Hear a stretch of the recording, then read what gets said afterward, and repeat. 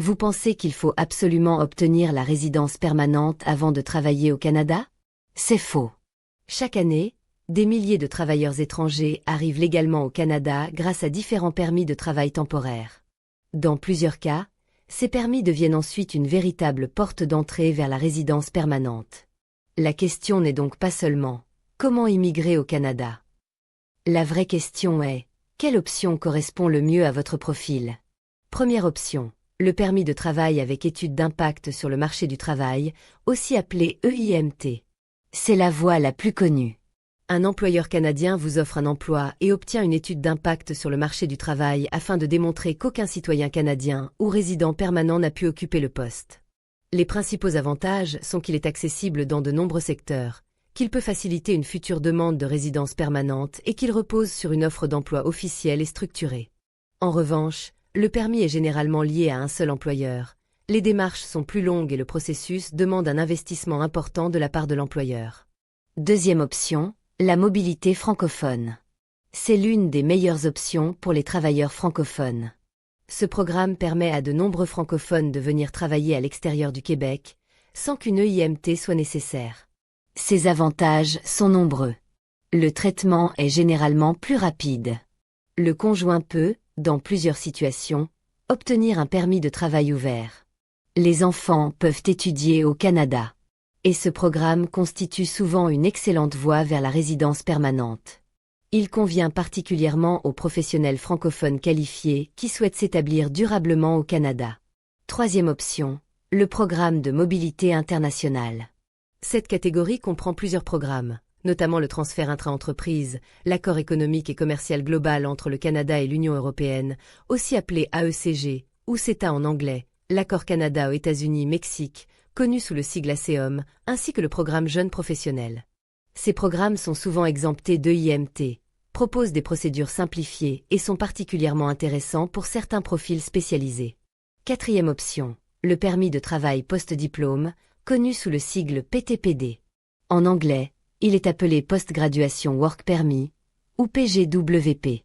Si vous terminez un programme admissible dans un établissement canadien reconnu, vous pourriez obtenir un permis de travail ouvert pouvant aller jusqu'à 3 ans. Ce permis vous permet de travailler pour l'employeur de votre choix, de changer d'emploi librement, d'acquérir une expérience canadienne et de préparer une future demande de résidence permanente. Attention toutefois, tous les programmes d'études ne donnent plus automatiquement accès au permis de travail post-diplôme. Le choix de votre établissement est aujourd'hui plus important que jamais.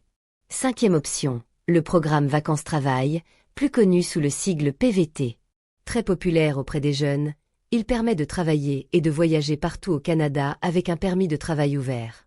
Il offre une grande liberté puisqu'aucun employeur n'est obligatoire avant votre arrivée. Il permet également d'acquérir une expérience canadienne très appréciée. Ce programme s'adresse principalement aux jeunes adultes admissibles, selon les accords conclus entre le Canada et leur pays de citoyenneté. Sixième option, le permis de travail pour conjoint. Si votre conjoint étudie ou travaille légalement au Canada, vous pourriez, selon votre situation, obtenir un permis de travail ouvert. Vous pourrez alors travailler pour différents employeurs, faciliter votre installation en famille et acquérir rapidement une expérience professionnelle canadienne. Septième option, les programmes pilotes et régionaux.